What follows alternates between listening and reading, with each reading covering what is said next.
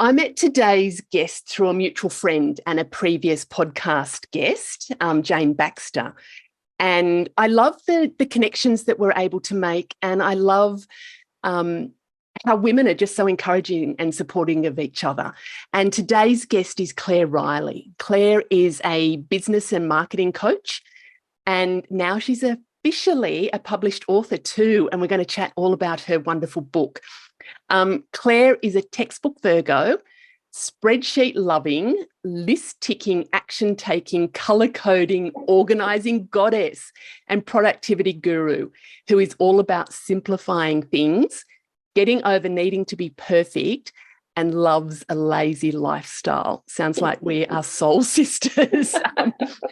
She works with recovering perfectionist women in mainly service-based businesses, teaching lazy, easy abundance her way. And Claire's book is called The Recovering Perfectionist. And we're going to dive in to chat with Claire about how she does life and what her road to recovery has been like. So Claire, welcome to the podcast. Oh, thanks so much for having me. Great to be here.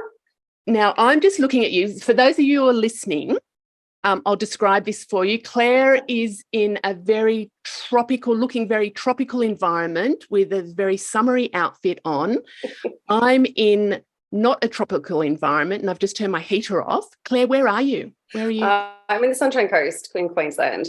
In Queensland. So that's just north of Brisbane, isn't it? Yeah, sunny Queensland, about an hour north of Brisbane, about 5 minutes from the beach where I am, and it's just delicious. Yeah. Oh my gosh. Very gosh. lucky. Yeah. I can feel those vibes there already. Have you always lived in Sunshine Coast? No, I moved up here about 3.5 years ago with my kids, and we kind of ended up exactly where we are completely by accident because we're having a lot of trouble finding a place. So we found this amazing spot completely by accident, didn't even see it before we'd moved in. Oh, how perfect. Saw it for the first time 10 minutes before the removalists arrived, and it's probably my top 2 or 3 favourite places out of over 30 places I've ever lived. So oh my gosh. We just got super lucky. We were very looked after. Yeah. Where did you move from? Just from Brisbane, so not too far, but it feels like an entirely different world sort of thing. Yes. Yeah. It's relaxed, isn't it? It's very relaxed. Yeah. It really surprised me. I lived in Brisbane for 13 years, and that was, my first sort of intro to Queensland. And it's already, Brisbane's very relaxed anyway. And I thought it would be exactly the same up in Sunshine Coast, but it honestly is so different. It's very chill. I think it's got one of the highest per capita rates of self-employment. So the vibe is very much like I do my work so I can go surfing for the rest of the day, or I do my work so I can lie on the beach for the rest of the day. So yeah, it definitely is. It's very outdoorsy. I've never been an outdoorsy person until I moved here, and it's just really easy and nice to be outdoors. So. Oh, gosh, I love that. And for those of our listeners that are listening from overseas, so it's the northern part. Queensland is the northern part of Australia, and you're in the southern part of the northern part of Australia, aren't you? Yeah. Which is still tropical. It's tropical. We still kind of get the 4 seasons, which is nice. I grew up in Darwin in the Northern Territory for quite a bit of time. When I was a kid. So it was like really, really hot and raining, or really, really hot and not raining. There were 2 seasons and they were just both really, really hot. So it's really lovely here. And now I say I love winter, but it's because our winters are still 20 degrees during the day and maybe get down to 5 or 6 overnight. So cool enough to still put, some winter woolies on for the evening, but I'm wearing a singlet. You're wearing a singlet, yeah. Our winters in Canberra, I do not love them. Right. We have 4 very distinct seasons, but winter's not my favourite. Winter is not my favourite. So growing up in Darwin, what was that like? What was growing up? Yeah, it was fantastic. I was there for pretty much for all of my high school, a couple of years on and off afterwards as well, and it was absolutely fantastic. The freedom and I guess it was super relaxed there. So, you used to, pay 50 cents for a bus pass for the entire day, and you could just get around with your friends, and it was very safe and all of that sort of thing. So I probably wouldn't live there again now, but growing up as a kid and as a teenager, I wouldn't change that for the world. It was fantastic. Yeah. Oh, do you know what? I don't think I've met anybody that's grown up in Darwin. I know a lot of people have been there as adults for work, and no one in Darwin is from Darwin. No one is actually born there and stays there, sort of thing. It's very transient, which is, I guess, pretty exciting. I'd moved around, I don't know, maybe 12 different places before I moved there when I was maybe 11 years old. Wow.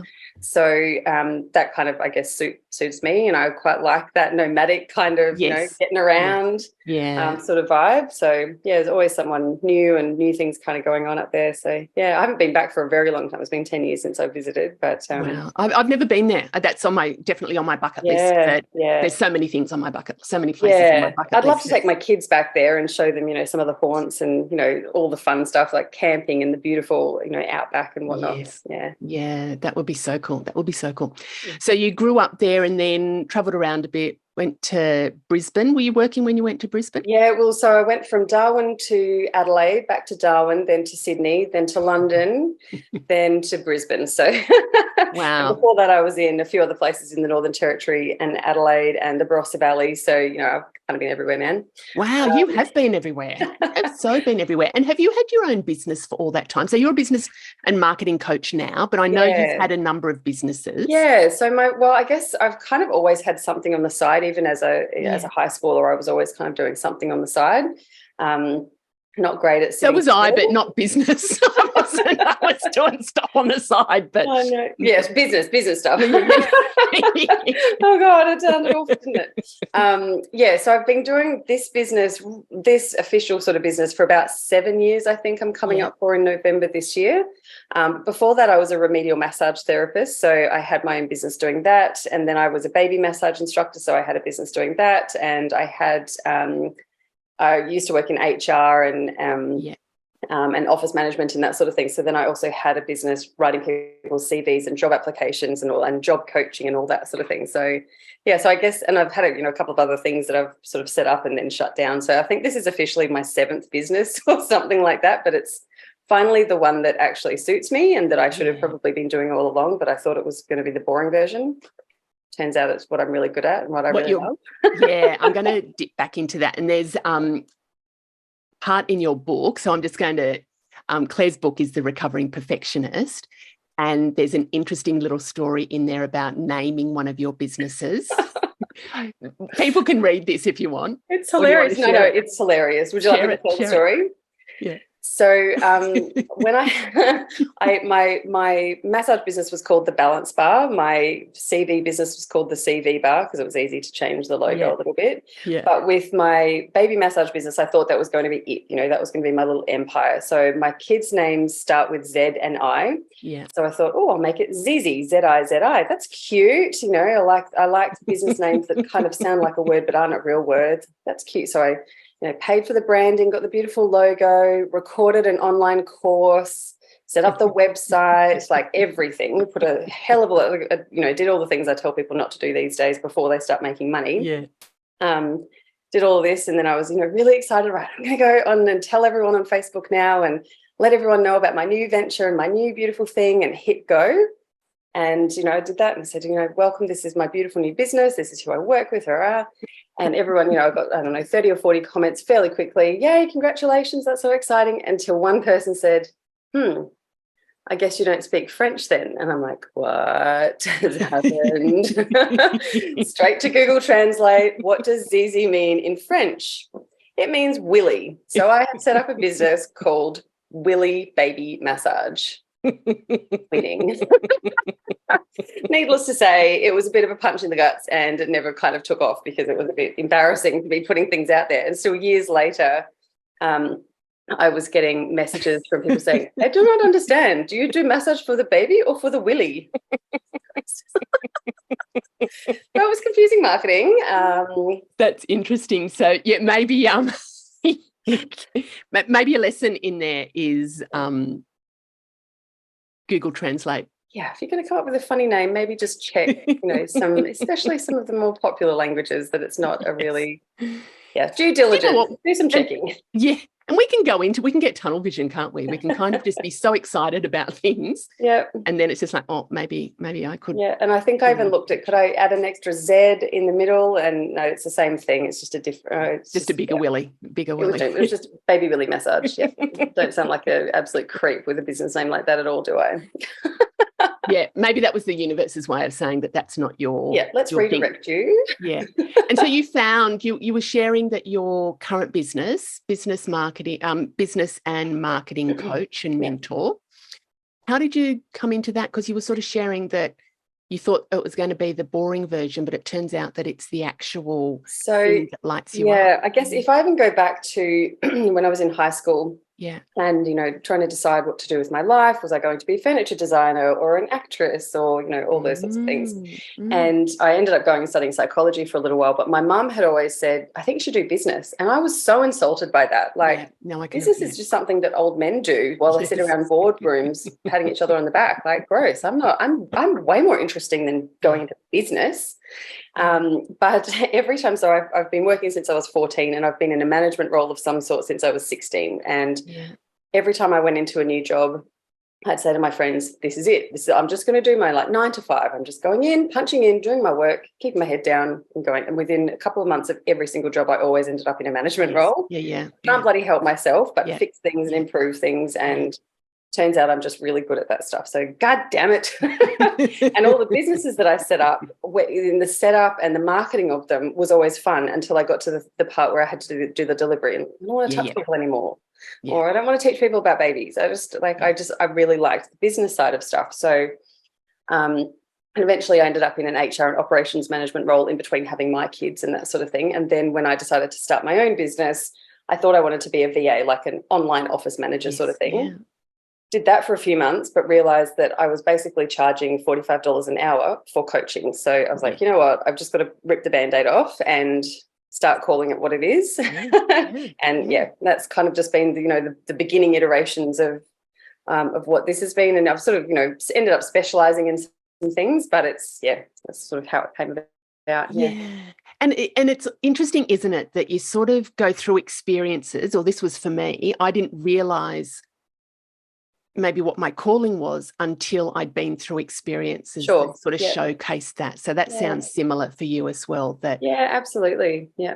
And you're doing things that are your passion. Like when I introed you, the spreadsheet loving, list ticking, action taking, like you're organised. Yeah. It sounds like you're very, very organised, and you're able to help other people to get as well. Yeah. So how did the book come about? Like, the book is The Recovering Perfectionist. Yep. I guess, how did that come about, which is probably a lead on from what we were just chatting about? Yeah, exactly. I guess years ago, when I was still probably in the first couple of years of my business, I had a few sessions with a friend of mine who also was a client, and I was a client of hers. She's an intuitive business coach. And I was having the existential crisis that everyone has in the first few years, like, what am I doing? What's the point? I don't even know who I am anymore. Or, as a business owner, it's, the PD that you get when you have your own business. And she was like, well, she asked all these beautiful questions. And one of them was, well, why did you start? And when I think about it, I was like, well, people kept asking, like, how do you do it all? You've got a busy social life and 2 little kids and a tidy home and a great business. And like, how do you do it all? And I was like, well, I guess I'll just show people, like, that'll be the thing. She's like, nah, you're not the poster girl for I've got my shit together. And I'm like, yes, I am. What are you talking about? Like, of course I am. And I sort of swept that under the carpet. And then I guess a few things kind of started happening and unraveling, especially when I had my second child and my now ex-husband, but he used to work away and I was there by myself, and I was sort of, I guess, coming up with a heap of all the sort of self-sabotage and that shitty self-talk and all that sort of thing. And also realizing if my best friend was saying this or doing this, would I be as critical of her as I am myself? Like, that was such a big aha moment for me. And so I eventually was like, I need to start a podcast, but it's not going to be just about business. It has to be a bit more about like the journey sort of thing. And so I ended up starting a podcast called The Recovering Perfectionist. 6 months after I'd been told, like, you don't have to be the perfectionist. And I was like, yes, I do.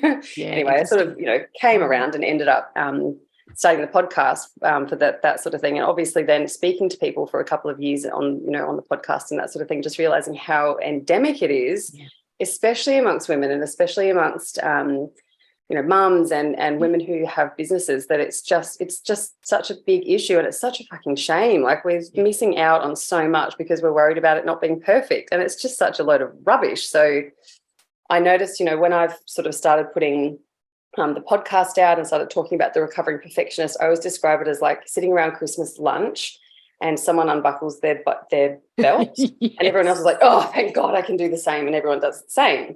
It was like that, and everyone sort of came out saying, thank you, you've just given me permission to do it. So I sort of tricked myself into, well, I'm just doing it so that everyone else can do it. So it actually helped me to also get over my own shit. So self-fulfilling prophecy. Yeah.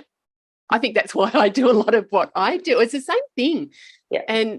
And we've talked about this, and it's in your book as well, that the things that come easy to you don't always come easy to other people. Right. And by you going through and experiencing it, it's about that being able to share and help other people. Like, that's the reason this podcast's here as well, like showcasing other women and just how other women do things, because we all do it differently. Like, we've all got to, and I know you're very much about this as well, is it's about doing it your way. Yeah. And by sharing how you do it doesn't mean that others have to do it that way, but it just helps people to kind of get over there, like unbuckle their belt. It's sort of, I always describe it like it's like holding the door open. So it's like, if I do it first, the door's already open. You can step through it if you want to. You don't have to, but it's open. You don't have to feel like you're the first one doing it, sort of thing. And I think that's a really beautiful gift, because there's certainly things that I have done because I've seen other people do it. I'm like, well, if they can do it, I can do it, right? So it's absolutely.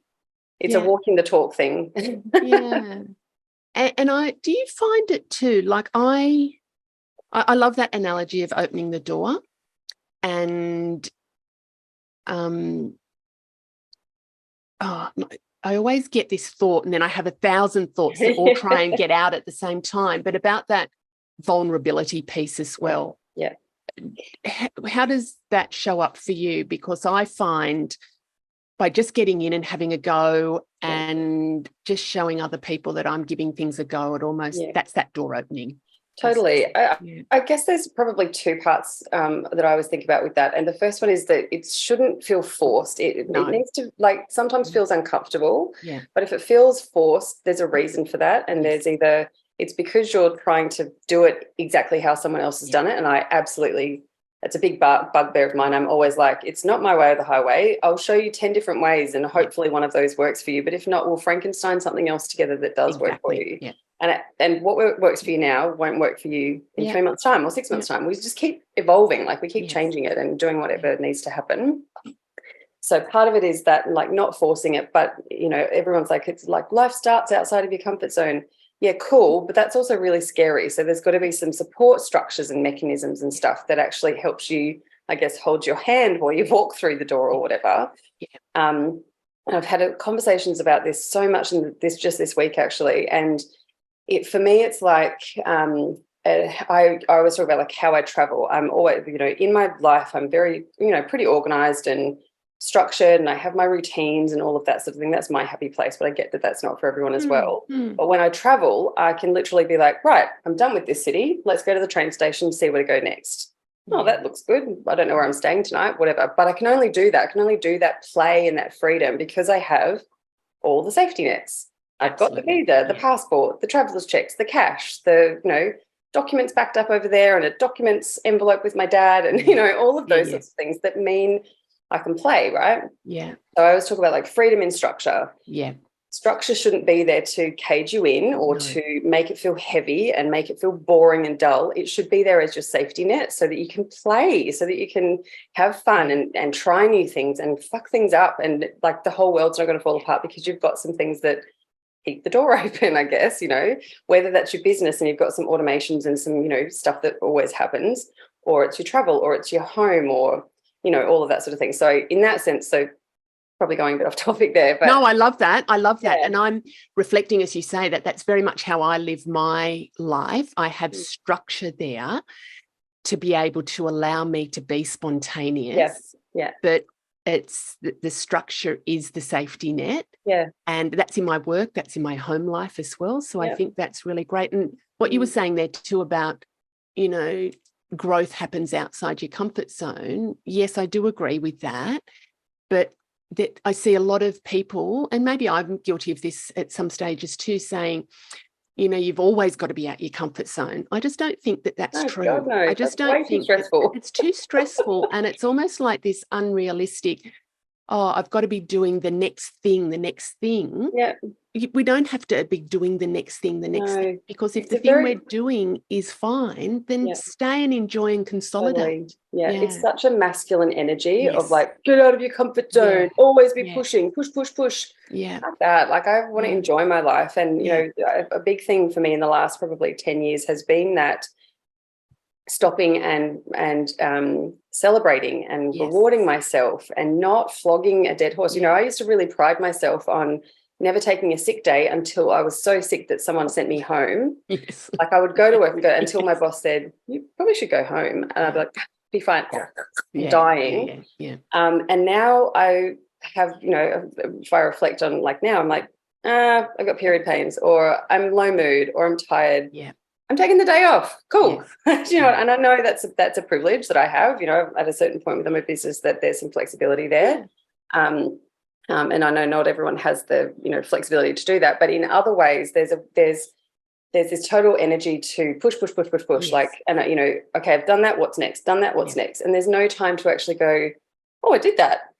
Yay me. You know, I'm going to go to the beach for the afternoon or have a big glass of wine or whatever it is, and actually celebrating. And sometimes that's by myself, and sometimes it's sending a biz bestie a message and saying, guess what I've just finished? And sometimes it's, you know, celebrating with my friends or whatever. So actually stopping and celebrating. And, you know, even I think if you think about cycles of your business, your life, your day, your month, whatever, there's seasons, right? So, you know, you're in winter, it can be the middle of summer actual, but if you're in winter in your business, you're in hibernation. You're just in like, you know, just keep it going, whatever. And I think allowing and taking stock and taking time to stop and see like, what season am I in, and am I cool with that, or do I need to move seasons? You know, 2020 was a massive growth year for me. It was like summer harvest kind of thing. Like everything I'd been working on for years had sort of finally was, you know, harvest, whatever. Yeah. But then for 2021, I was exhausted. So I just coasted and I gave myself permission. I'm not doing anything new. I'm not growing this year. I'm just coasting. I'm just doing easy. And I think that's really energy, to not that be is like, so important. What's the next goal? Stuff the goals. Just coast for a bit. Enjoy the ease. Enjoy the easiness. Yeah.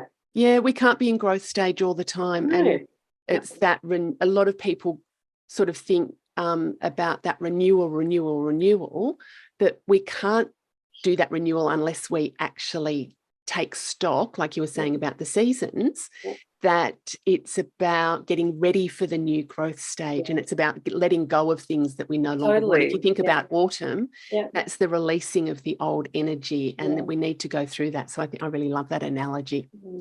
I'm just going to dip back when you were talking about the masculine energy and the vulnerability piece. One of the things I've noticed is shifting out of my head, you know, trying to think things into manifestation, and really moving into my heart space and feeling it and what's right for me, not just about doing it for, oh, this is the next thing to do, because I can make that happen. I'm very good at making things happen. But it's about feeling into it and shifting into that feminine energy of where does this fit within my life, my business, my being. I guess it's an attachment thing so often where we think we should be doing something, or we think we should be at a certain space, or we need to create the new thing or whatever it is. But it's actually, like you said, tapping into, is this right for right now? It doesn't necessarily mean it's, you know, every decision we make is not forever, most of them. Probably a couple, but, you know, most of them you can make a decision today, change your mind tomorrow. Who cares? Like there's no point in stressing about having to make the perfect decision or sort of thing. So tell me about perfectionism. What does perfectionism mean? What is being a perfectionist? It's a really interesting thing. And I, you know, when I first started talking about it, there was a bit of a a backlash about, well, I don't want to do things imperfectly because I like doing things to a high quality. And like, well, I never said you couldn't do it to a high quality. Yes. Don't beat yourself up over it, sort of thing. Yeah. So I think for me, perfectionism, and you might have gotten to the parts in the book where it's like a bit of a definition, and I use it interchangeably with people pleasing and with being a yes girl and being a control freak and all of that sort of thing. Because for me, that's sort of, it was all encompassing. Mm-hmm. It was trying to be all things to all people all the time and never worrying about what I needed. Like I was totally last on the list, sort of thing. I mean, it comes up if you're talking like pure psychology, which not me, hashtag not a doctor. Yeah. There's actually, disorders about perfectionism and OCD and all of that sort of thing. It's totally, a thing, but not something I talk about. Yeah. But definitely, there's type A personalities where they've got to be the best of the best, otherwise they're a failure. If they're not number one, they're a failure, sort of thing, which, that's a really big thing for a lot of people as well. But yeah, I think the biggest thing is the people-pleasing stuff, where we're always out to get that external validation, or which we don't call it that because we don't know that's what we're actually doing, but that's exactly what it is. We need someone else to tell us how great we are. But we'll deny it, of course, because it's supposed to be easy. And, one thing we talked about ages ago is, especially with women and mums, we're supposed to look like the duck on the water. We're supposed to just be cruising along. I've got my shit together. I've got my house. I've got my car. I've got my fashion. I've got my, kids. I've got everything. Everything's fine. But under the water, we're like, fuck, I can't get down. So, yeah, I think that's probably the biggest thing. How it shows up for most people is just trying to do all the things and not make it look like it's hard. It has to look. And I think that's the thing too, isn't it? It's about that over-analysing, not making it hard, not wanting to make a mistake. Is getting everything right. You talk about your inner critics, like the crew of inner critics. In the book about the different parts of us, and the inner perfectionist is one of those parts. Did you? Yeah, absolutely. And I mean, the crew is so interesting, and different people have different crew personalities members in the crew, sort of thing. Members, and the mean girl is just the one who's just a bitch to you, and she's telling you that you're fat and ugly and stupid and dumb and never do anything right, blah, blah, blah. She's just mean. There's no point to her. But then there are some other ones in there who they're actually just there to keep us safe. They're like, hang on, can we just do a bit of a risk analysis before we go and do that sort of thing? They're not bad things. They're just sometimes, like I talk about in the book, like just don't let them drive. They can still come along for the ride, but they have to know their place. So, I talk about with my inner perfectionist, like she's not going anywhere. I'm a Virgo and I like things a certain way. And, I've been a control freak for so many years. I'm not going to let all of it go. Yeah. But my control freak, like she gets to, I don't know if you've ever seen it, she gets to arrange the books in colour. I've got actually, she arranges the bookcase in colour code. Right, but it's rainbow colour code, isn't it? Rainbow colour code, yes. And she's allowed to wrap the Christmas presents, and she's allowed to do the cleaning and that sort of thing. But she's not allowed in my business. She's not allowed to touch the keyboard. She is not allowed to do parenting. She's got her jobs, right? So I still allow my little perfectionist to have her little outlets. Yeah. But the rest of us just have fun. So how do you do that, Claire? I get that concept. How do you, what's the process, and I'm not sure if you're able to articulate it, the process of letting her do those things but not be in the business? What does that look like? Sorry, I get it, but I'm just wondering for some of our listeners might not. Yeah, great question. I guess one of the things that I did, and it's in the process in the book, is about doing a bit of a list of things that I've missed out on, or things that I feel like were a missed opportunity because I was worried about what people would think or say, or what would happen if I stuffed it up, or all of those sorts of things. And it was just so astounding to me. Like there were things in my personal life, of course, but there was a heap of things in the business that I'm like, that I guess I'd probably tried some stuff and it had stuffed up. And I was like, oh, but no one died and no one cared. So, that sort of practice definitely helps. But just seeing what other people are doing, and they're doing it really imperfectly. Yeah. So if they're doing it imperfectly, well, I can go and do it imperfectly as well and just see what happens, because it's just, it's that holding the door open sort of thing for each other, I think. Yeah. One of the things I kind of reflect on is what's working for me, what's not. Like when I've got that bit of resistance, it's like, what's the resistance here? Yeah. And if my inner perfectionist was coming to play, it would maybe about that I'm taking a lot of time to check and double check things. Yeah. And then I would do a reflection saying, do I need that to happen now? And it was almost like this, and a lot of it's about self-awareness as well, knowing the parts of us. And I know you talk about that in your book as well, but knowing the parts of us and kind of having this internal conversation going, look, I love that you're there to help and make things right, but we've got this. We've got this gorgeous. Exactly. Yeah, we've got this gorgeous. We don't need to read that email 15 times, right. Maybe 3 times is okay. One big thing that I probably live by is, if I say yes to this, what am I saying no to? Yes, if I say no to this, what am I saying yes to? Like, that's such a good decision-making tool, I think, for me, certainly. That I think, like, if I choose to create this or do this or say yes to this or go to that event or help that person or whatever, what am I saying no to? And am I okay with that? Yeah. And sometimes the answer is, fuck it, let's do it. And sometimes it's, nah, I'm actually not. And that's the hard one, when you've actually got to, the boundaries. The boundaries is such a big part of all of the stuff, like all of the recovering perfectionists and all of business and all of, probably the biggest lesson for me in the last 10 years is putting stronger boundaries in place and being really kind about them and loving, but unapologetic. I love that. And you mentioned that as well. But, and sometimes they suck. Sometimes it's really hard to have boundaries. But, like, I know I've had an example just recently, just this week actually, where I've had to put a very strong boundary in place with a friend, which feels really uncomfortable. But as soon as I did it, I felt, the load was lighter. And I know that when we get through this, it will be really great for her as well, because she'll also be able to go, next time I need to put a boundary in, I will be able to put a boundary because I saw what you did, and I know why it happened and all that sort of thing. So but it's hard. It's hard. I think that, and what I think is really important too is about, you can have boundaries, but you can do it with kindness and love. Absolutely. You don't have to, and you've said this, you don't have to be an asshole about it. I mean, if you choose to be an asshole, then that's you've got to think about what the impacts are. We both love, like you mentioned, Sarah Knight, the life-changing magic of not giving a fuck. I love that, and about the fuck banks. Where are you giving your fucks? And sometimes our inner perfectionist comes in and she's wanting to give a whole lot of fucks in places that maybe is depleting our fuck banks. So, totally, absolutely. So the things that are important in life. What other things that are important in life, and where are you placing your energy? Exactly. And there's even things that you do give a fuck about, but you don't have enough fuck bucks to give them either. So you can put them in the but later pile. Yes, but later pile.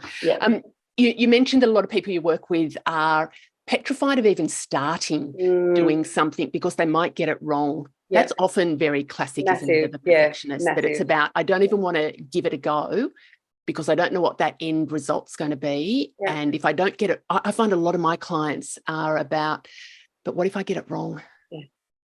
How do you talk with your clients about that? It is absolutely massive. It's definitely the biggest barrier, I think, for probably a lot of women, not only in business, but certainly just getting started. I just keep it. The whole reason that I started this business, and with all the messaging from the beginning, was all about, I get very frustrated, very it just seems like such a big fucking shame when I meet people and they've got these amazing ideas and these amazing plans and these beautiful visions, and it will change their life and it'll change their family's life and it'll change the world.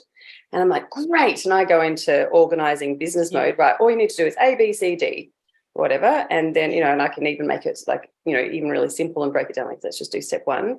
And then 6 months later, I'm like, so how did that thing go? And they're like, oh no, I could never do it. I haven't got $50,000 in the bank. I need to go and study a new course. I'm like, what?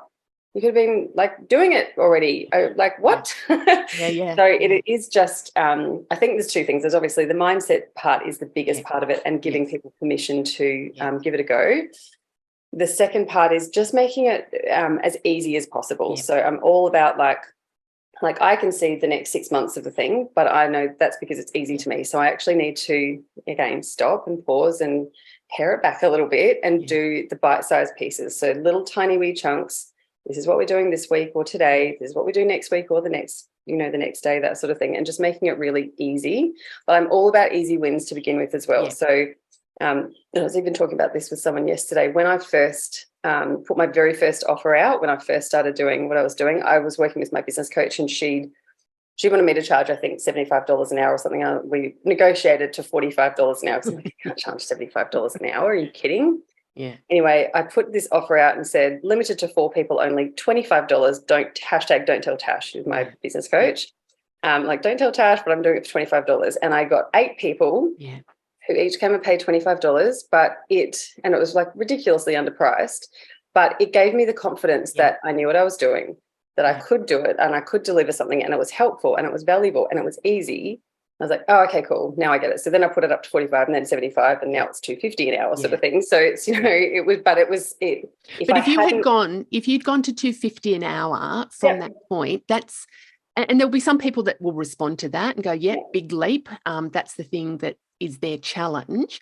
I find most people are about those incremental steps. I just think if I had started even at $100 an hour, I would never put the offer out because I didn't have the confidence. And by having those 8 people really quickly, I was like, oh, yeah, good. And I think I put it in the book as well. I even messaged her straight afterwards, and a few weeks after, I was like, I can't charge people for this. Why are people paying me? It's just a spreadsheet. Why? It's so simple. And she's like, that's the point. It's supposed to feel easy because it's easy for you. It's not easy for them. That's why they're happy to pay you for it. Oh, that's how you turn your gifts into a business. Actually, that's a really good point, because there's a lot of women that don't, and men too, I guess, but a lot of women that don't pursue things because they go, yeah, but who would pay for that? Yeah. There are so many people, because what is easy for us, that's our gift and our superpower. That's not for everybody. They don't have that. Exactly. So we help them. And one thing that I've really, I guess I've just done it intuitively, but to help with the confidence is about getting off myself and focusing on the other people and how can I serve them, because it's about helping them. I have gifts that I know help others.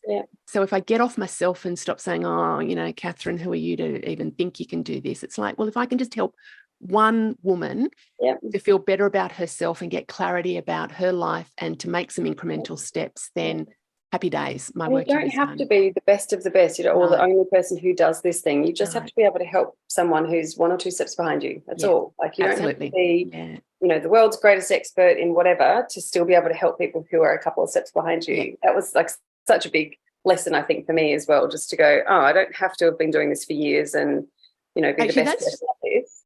That's really interesting, because I resonate. My coaches that I have are generally a few steps ahead of me. When I've had coaches that are mega steps ahead, they've kind of forgotten the bits. They're so far ahead that they have forgotten the bits where I'm at. So I actually, when I'm working with a coach, like somebody who's a few steps ahead, not just 1 or 2, but I don't want them to be so out of reach. Yeah, totally. Even in terms of content, was again talking about this yesterday, that we are so good at what we do, but sometimes we forget to kind of bring the foundations through. And sometimes that's a niching thing, because we don't want to work with people who are at the start of their journey. But often it's because we just forgot that people don't know what that word means, that we use all the time. So going back to defining it, because a lot of people won't ask those questions. They think that they're supposed to know or whatever. So actually doing your audience a favor, or doing people around you a favor, by actually just explaining some of the basic stuff that we think is really boring. It's bloody groundbreaking to some people, Exactly. Yeah. The book's beautiful. I love. So The Recovering Perfectionist. What was the process like of writing this? It was long. So I started writing it in 2017. I went over to India and I took an iPad, and I had a couple of things to do. It was my second time there. It was a bit of a holiday. I think it was the first time I was away from my kids for more than a night or two. I took my iPad and I wrote the first $15,000 sitting by the ocean, drinking whatever their beer's called. Not a beer drinker, but that's what you do when you go to India, apparently. And then it sat there gathering virtual dust for about another 2 years, and I didn't do anything with it. Yeah. And then what did I do next? I think I kept getting called to do it. Like that's the next thing. It's the next thing that is the beginning of whatever the next thing is. But the rest of the stuff is not going to happen until this is out in the world, sort of thing. And those messages came in very different places. You know, sometimes people would send me a message and say, "Hey, I just got a message from the universe. Are you writing a book?" I'm like, "Oh, yes, I kind of am." And then in 2021, I suppose it was, I went to Cairns and did some writing by myself, and then with another friend. We just sort of went on a bit of a self-led retreat sort of thing. Perfect. Wrote most of the rest of it there. Did another retreat with another friend who's also an editor, so which was awesome. So she got to give me a heap of tips about writing and the process and the editing stuff, and I helped her with the marketing and launch stuff for her book. She was writing her book as well, so that was good. And then it kind of sat there, finished, more or less finished. I think it needed another 3,000 to 5,000 words. Sat there for another almost year. I know, this is ridiculous. I'm like, and then I went to a mastermind, a group of women who's turned into this beautiful mastermind up here. And when we were sort of asked to, introduce, like, what are we working on and what's next for you? And I sort of brought up the book. And one of the women, who's just the most incredible person, she was like, "Well, can you just publish it if it's finished? If it's finished, can you just get it published?" I was like, "Well, yeah, like I can." She was like, "All right, well, we're meeting again in 6 weeks. Have it done by then." And I'm like, I can't do it in 6 weeks. Wow. But the next time we met in 6 weeks, it was finished and it was up on Kickstarter, and I'd started the Kickstarter for it, and the Kickstarter tipped in the first 6 minutes, I think, which was pretty insane. And it was almost double the goal by the end of the month. But it had been a massive month because it did a lot of other publicity sort of stuff as well. So turned out to be the biggest month in my business by like double or triple whatever. Wow. So then it was written, and because it did so well, I then got it professionally edited and proofread and typeset and all of that sort of thing. And now it's a little book in people's houses, which blows my tiny mind. It's beautiful, like it really is. So the Recovering Perfectionist, where can people purchase it? Actually, before we go there, I just want to say, in reading it, it was like I was having a conversation with a really close girlfriend. Yeah. You have such a beautiful writing style. Thank you. It's real. And I like your disclaimer up front. Actually, I love that disclaimer up front. There's a whole lot there, but I'm just going to quickly dip into this before you share where you can get it. That Claire has a disclaimer about some of the language that she uses. And it's not so, to me, that wasn't so much that the message I took from that is, but you owned who you were, and you were, I think you had said that you are not changing just to please others, that this is you, this is your book. And I've experienced some similar stuff about, some language, but just people not loving who I am. That's okay. That's totally okay. Yeah. That it's about, I love who I am. And I am very mindful about how I come across with others, but I'm not going to change just to please others. And I guess that's part of that inner perfectionist, isn't it? Yeah, totally. I mean, there's a time and a place. You're obviously, choose that sort of thing. But and people often do say it's like sitting on the couch drinking wine and having a chat when they're reading it, because it's how beautiful. I talk and that sort of thing. And I mean, it would be a massive barrier to me if I had to change how I talked to write a book. It wouldn't have happened. No. It's like too hard basket sort of thing. But it's definitely a permission thing, and it's not meant to piss anyone off or hurt any feelings or anything like that. It's purely about that, like, surrender and the boundaries and being honest. And I think that, one thing we probably haven't gone into too much detail about is the magnetic stuff. So, when you're magnetic, you're automatic. That means you're going to be repellent to some people and vice versa. But it also means that you'll magnetize the right people. So if you're pretending to be something different, you'll magnetize different people who you don't actually want to be around. Whereas if you're just being how you are, the people who don't like you will go away, and the people who do like you will come to you. And that's exactly how it should happen. Yes. And you talk about that in your business coaching as well. And I'm very much about that in life, is when we are authentic. And one of the things I find, some people, I coach a lot of people in business, and they go, well, this is me. People can like me or leave me and I don't give a shit what they think. And it's kind of like, well, I think sometimes you do need to give a shit what they think, because if you're a leader in an organisation and you're pissing people off and you're not bringing out the best in them, then maybe that's not the most effective way to go. But the essence of being true to you, and that's what I got from your disclaimer. Yeah, I mean, that was about your essence. Yeah, and still being kind. You can be, well, that's just what I'm like, which is a total defense mechanism, which basically is gaslighting everyone into like, well, if you've got a problem with me, that's your problem. Well, actually, being an asshole, you are being an asshole. Yes. So you know what I mean? Yeah. So where can we buy? Where can we get? So just straight on my website is probably the easiest place, claireriley.co, and there's a big button up the top that says book. And we've got all the details in the show notes as well. And follow Claire on Insta and Facebook. And I would highly encourage the Recovering Perfectionist, How to Stop People Pleasing, Ass Kissing and Doubting Yourself, a guidebook to an unapologetically easy, aligned and fulfilled life. Yay! Claire, I absolutely love chatting, and you're right, we could have talked so much more, but I would suggest people go and get your book and all the bits that we didn't talk about here. Oh, that's gorgeous. Thank you so much. Love it. See ya. Hugs and happiness. Bye-bye. Thank you.